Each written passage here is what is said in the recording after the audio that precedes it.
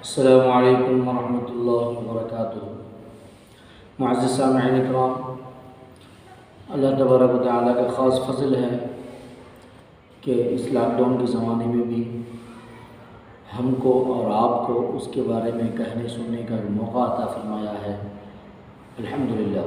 جو حضرات ہمارے چینل کو نئے آئے ہیں وہ ضرور پہلے ہمارے چینل کو سبسکرائب کر لیں، اور ہمارے بیانات آپ کو پسند آئے تو لائک کر لیں، دوسروں تک شیئر کریں اور کمنٹس بھی ضرور کریں۔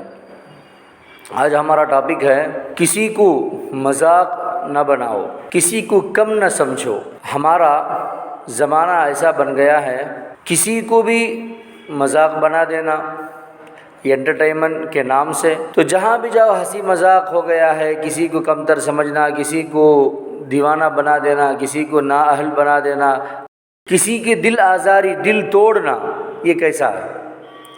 اللہ تبارک و تعالیٰ سورۃ الحجرات آیت نمبر 11 میں فرماتا ہے، اعوذ باللہ من الشیطان الرجیم، بسم اللہ الرحمن الرحیم، یا ایہا الذین آمنوا لا یسخر قوم من قوم عسى أن يكونوا خيرا منهم ولا نساء من نساء عسى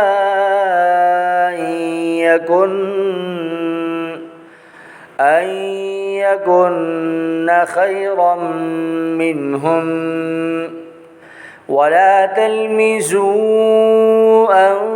أنفسكم ولا تنابزوا بالألقاب بئس الاسم الفسوق بعد الإيمان ومن لم يتب فأولئك هم الظالمون۔ صدق اللہ العظیم۔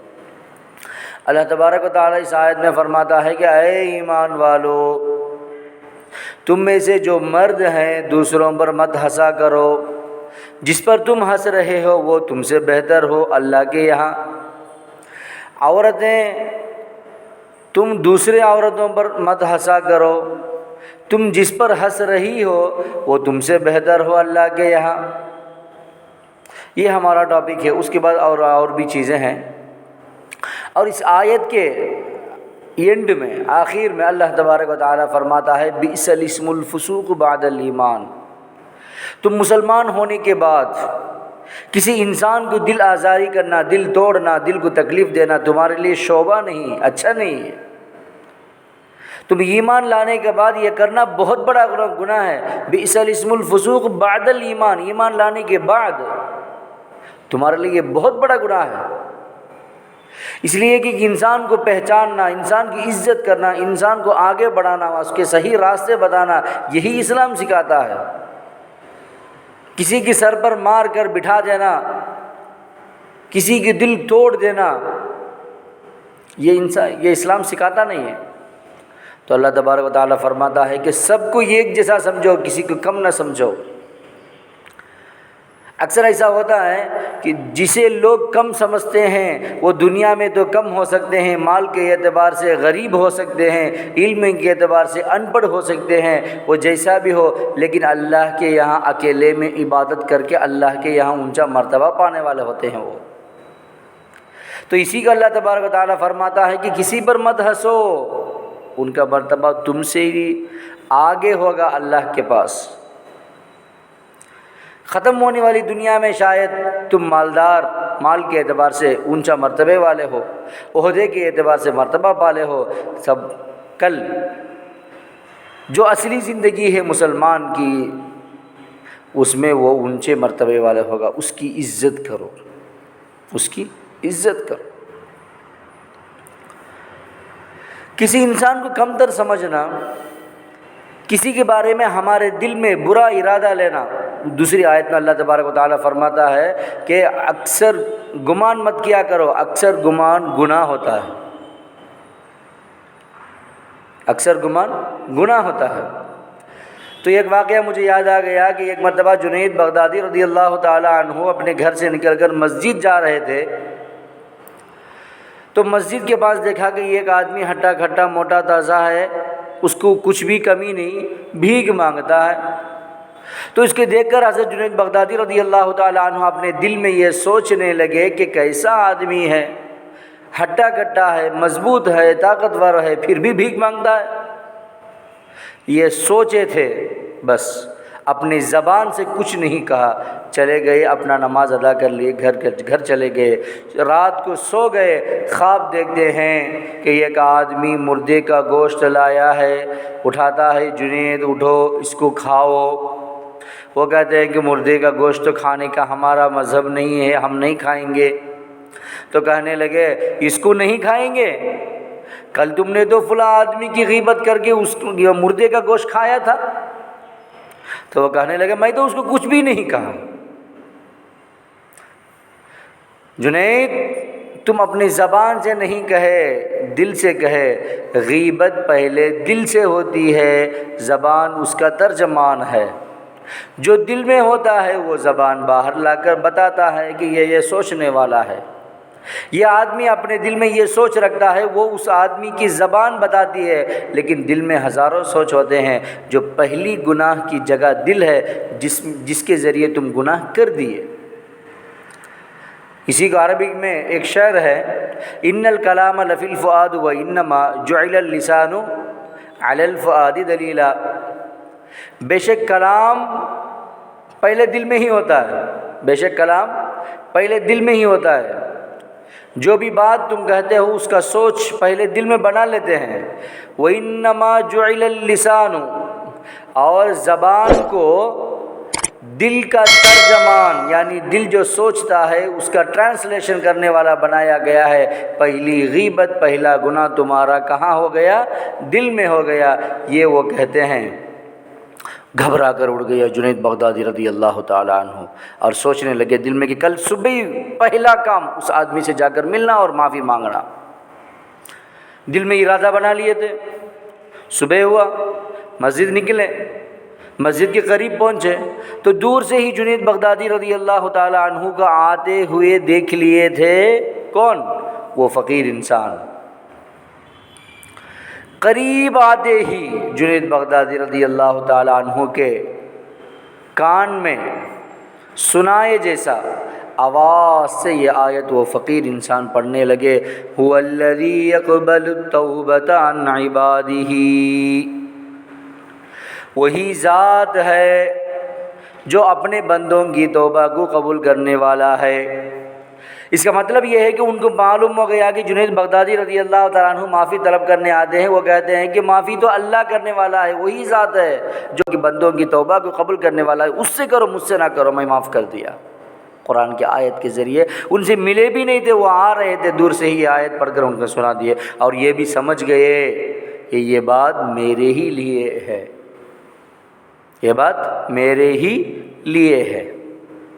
نزدیک جاتے ہی چپ چاپ سے ایک ہی بات کہنے لگے کہ پھر ایسا نہ کرنا، چلے جاؤ۔ لوگوں کے سامنے عزت نہیں نکالی، کل تم نے میرے دل میں کیا سوچا تھا، میرے بارے میں تمہارے دل میں کیا سوچا تھا، یہ نہیں کہا۔ جو ان کے بارے میں سوچنے سے ان کو تکلیف ہوا، اگر چاروں کے سامنے ان کے بارے میں یہ کچھ بولتے تھے تو وہی غلطی یہ بھی کر لیے ہوتے، تو اس لیے بہت عقل مندی سے کام لے کر یہ کہنے لگے، هو الذی یقبل التوبۃ عن عبادہ، بندوں کے توبہ کو قبول کرنے والا وہ ذات ہے، میں نہیں ہوں، میں تو معاف کر دیا، اللہ سے توبہ کرو، آئندہ مت ایسا کرو۔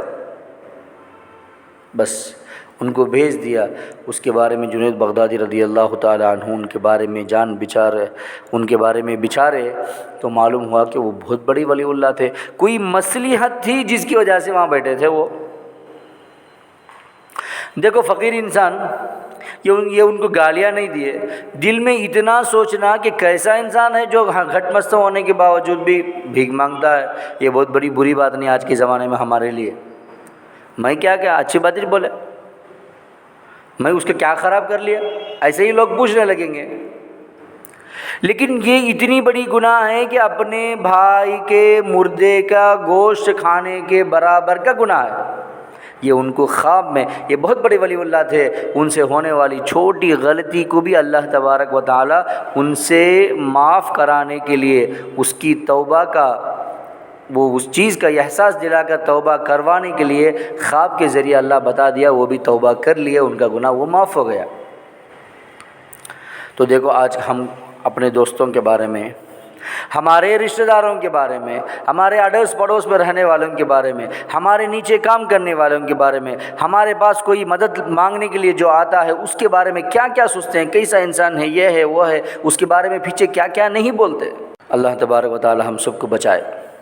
اور آخر میں اللہ تبارک و تعالی یہ کہتا ہے وَمَن لَّمْ يَتُبْ فَأُولَٰئِكَ هُمُ الظَّالِمُونَ، اگر تم اس گناہ کا توبہ نہیں کیے، فَأُولَٰئِكَ هُمُ الظَّالِمُونَ، تم ہی لوگ ہوگے جو اپنے آپ پر ظلم کرنے والے ہوں گے۔ فوری طور پر اللہ تبارک و تعالیٰ توبہ کرنے کو کہتا ہے، اگر نہیں کرے تو تم اپنے آپ پر ظلم کرنے والے۔ یہ کیسا ہوگا اپنے آپ پر ظلم کرنے والے؟ ہاں، لاکھوں کروڑوں دے کر، صدقہ دے کر، زکوٰۃ نکال کے ثواب کمائے ہوں گے، رات دن میں نمازیں پڑھ کے، اکیلے تہجد پڑھ کے ثواب کمائے ہوں گے، اور جتنے بھی طریقے ہیں نیکیاں کمانے کی، اللہ کو خوش کرنے کی، وہ سب محنت کر کے کیے ہوں گے۔ جو ایک بندے کے دل کو توڑنے کا کام جب تم کر دو گے تو وہ تمام ثواب تم کو ہی معلوم نہیں ہوگا، تمہارے کتاب سے پورا مٹا دیا جائے گا، ختم ہو جائے گا۔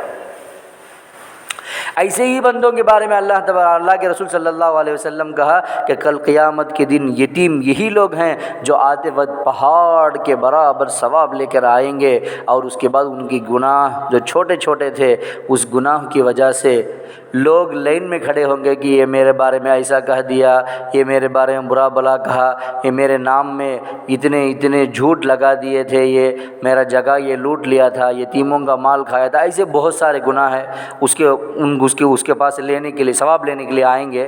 تو ان میں سے یہ بھی ایک ہے کہ میرے بارے میں یہ برا سوچ رہا تھا، برا کہہ رہا تھا، میرے بارے میں دوسروں کے پاس برا بول کے میرا نام بدنام کیا تھا، غیبت کیا تھا۔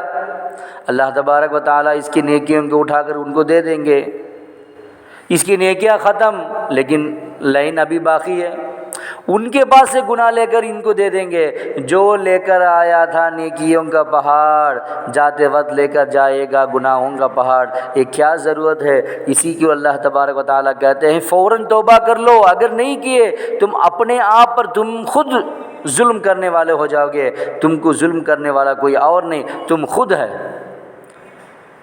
تم پر ظلم کرنے والے کوئی اور نہیں، تم خود ہیں۔ گناہ کر کے پورے نیکیوں کو برباد کر لیے، اس کا ذمہ دار تم خود ہو۔ اللہ تبارک و تعالی کھلم کھلا بہت آسان زبان میں ہم کو سمجھا رہا ہے، تو ہم اس کو سمجھ لینا چاہیے۔ ایک مرتبہ سیدنا عمر رضی اللہ تعالی عنہ کعبۃ اللہ شریف کے پاس گئے اور کعبۃ اللہ شریف کو دیکھ کر کہنے لگا، اے کعبہ، تیری بہت بڑی اونچی مرتبہ ہے، اونچا مقام ہے، ساری دنیا کے مسلمان تیرے ہی طرف رخ کر کے نماز پڑھتے ہیں، تو کیا تیرا کتنا اونچا مقام ہوگا تیرا؟ تیرے ہی دربار کو حج کرنے کے لیے لاکھوں کروڑوں لوگ آتے ہیں، تجھے ڈھونڈ کر اتنی بہت بڑی جماعت آتی ہے، تو تیرا مرتبہ کیا ہوگا؟ تو یہ تمام مراتب تیرے پاس ہونے کے باوجود تجھ سے بھی بڑی ایک چیز ہے مرتبے والی، وہ ہے ایک مسلمان کی عزت، ایک مسلمان کا دل۔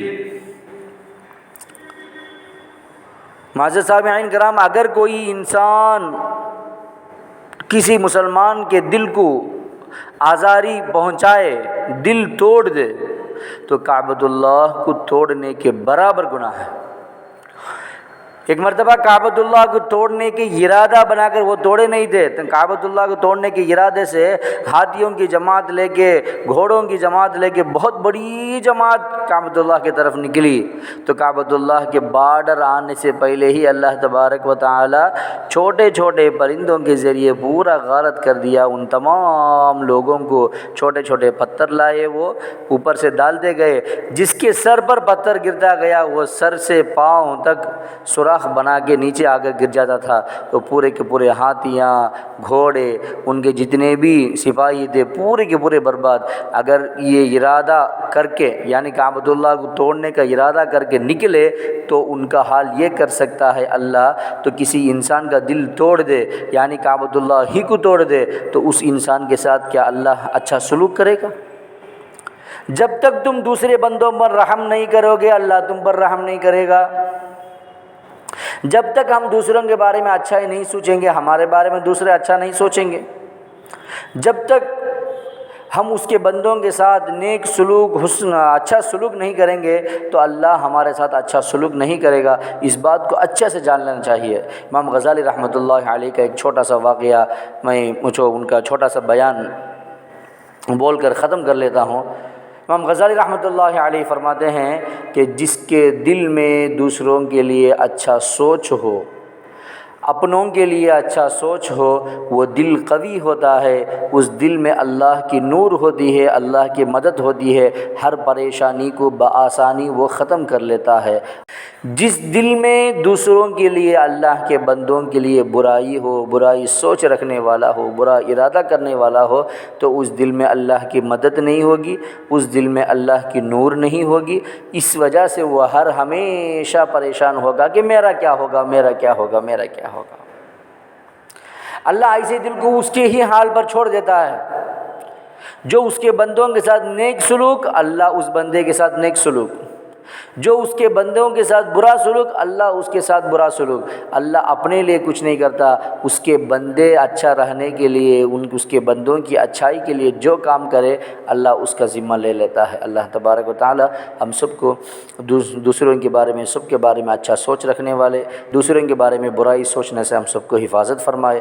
اللہ تبارک و تعالی کی مدد اور اس کا نور ہمارے دلوں میں اللہ تبارک و تعالی اتاریں۔